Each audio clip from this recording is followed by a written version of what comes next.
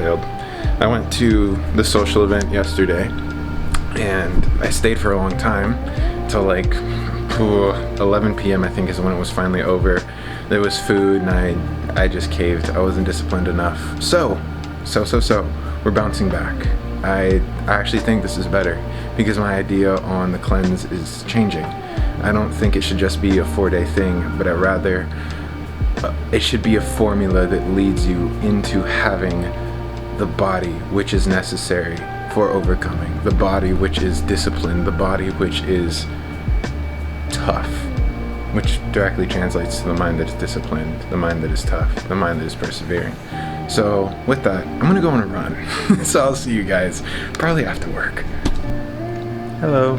I thought a lot. I was thankfully brought to work an hour early, so I had a lot of time to think and a lot of time to write. And so I'm not sure if I completely talked about it in the first one, but not the first one, but the first log on day 3, but I want to readjust this. I really do. Because a 4-day cleanse isn't really going to do much for you if you just go back to the way that you were eating before. Even if you have a higher awareness to how it felt, it's not doing anything than cleaning you short term and then returning you back to where you came.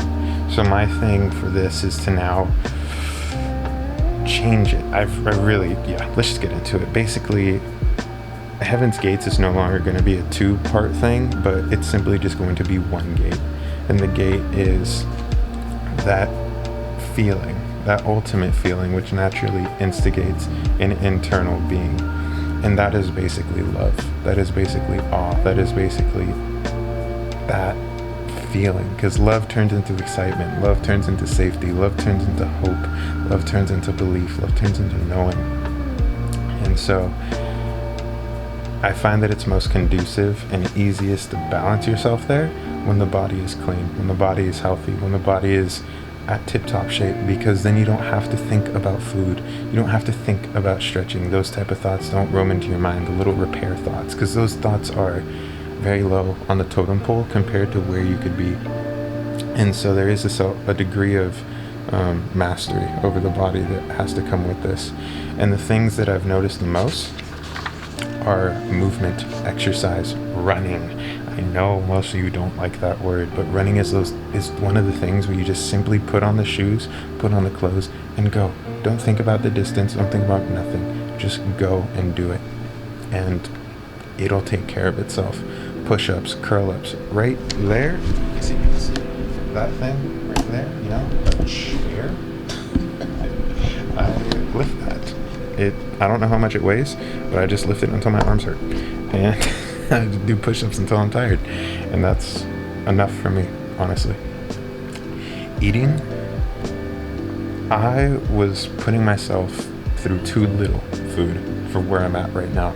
And that would leave this aspect of myself that I kept putting focus towards, which was unsatisfied. And so at a point I would be eating, but I would just simply be unsatisfied.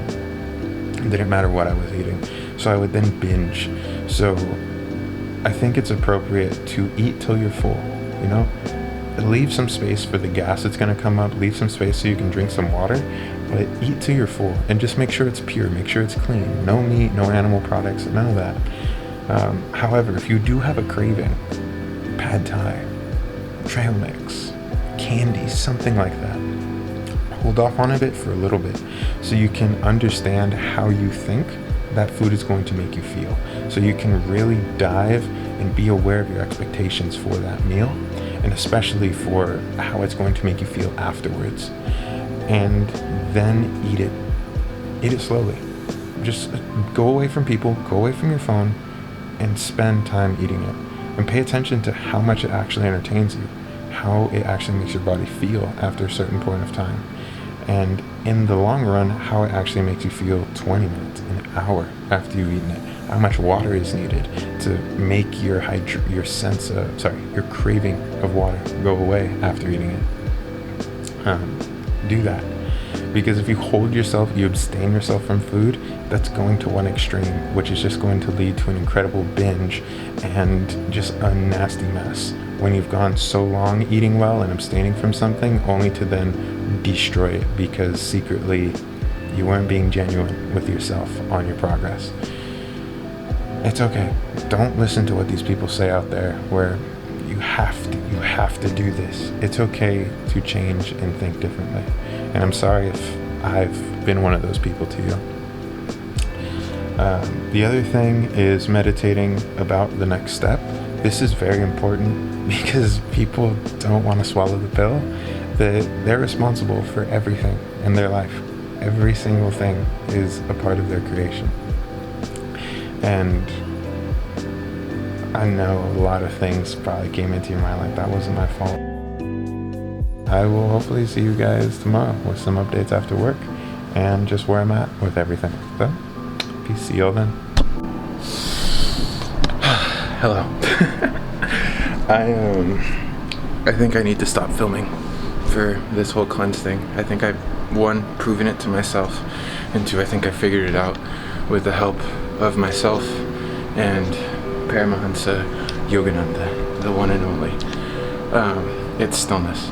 That's heaven. It's stillness. That's God. That's heaven. That's the supreme being. I don't know what else to say. Like that's it. I'm playing.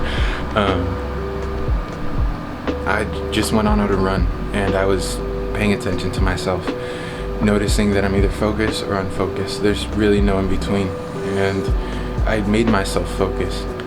And this really cool thing, I learned a few new things about the astrals and how they work.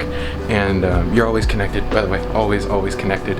So I am planning, my dream with all of this has been to move on to astral projection after Heaven's Gates and teaching you guys how to get there, which should be really easy after Heaven's Gate and you become familiar with what I'm speaking about. But I was using the techniques that I've been learning, and it allowed me to stay in a state of stillness when I ran, and my endurance didn't go down. Anytime my body would feel any type of pain or desire to stop was when I left heaven, or I left that stillness. And again, the supreme being, it's not an entity, it's not a big guy in the sky, it's being. Like, you simply are. You are just. You are not attached to the ups and downs of the mind. You are not attached to the stresses and pains of the body. You simply are. And that's where you identify and hold yourself, and everything else moves accordingly. So, like I said, when I was in that state, my body didn't hurt, my endurance didn't go down, and I could just go. And so I ran to I live by a river, so I ran to a bridge that crossed the river, and I meditated there. And it was just phenomenal. But it was weird because I had to go through layers. First I had to remove like the body from my awareness, which I've done before, but not this way. This one was weird. Like, my body felt in danger, and I kept hearing noises and things and feeling people that weren't there. It was weird. It was more ramped up than it really is normally. But once I toned that down, I was able to break through the mental attachments, the emotional attachments, because to some degree I still am attached to what I feel and what I think. And so with the destruction of that, there just was. And I could totally understand how when yogis or saints or anything like that understand themselves as that, like how fearless you can be, because truly nothing can touch you. Like, I think you guys understand what I'm saying, like to some degree, hopefully. But yeah, I'm excited to teach it, but it's inappropriate for me to keep filming what's going on. I just need to work and do and figure it out. You know, I'm grateful for failing. Did I fail? I didn't really fail.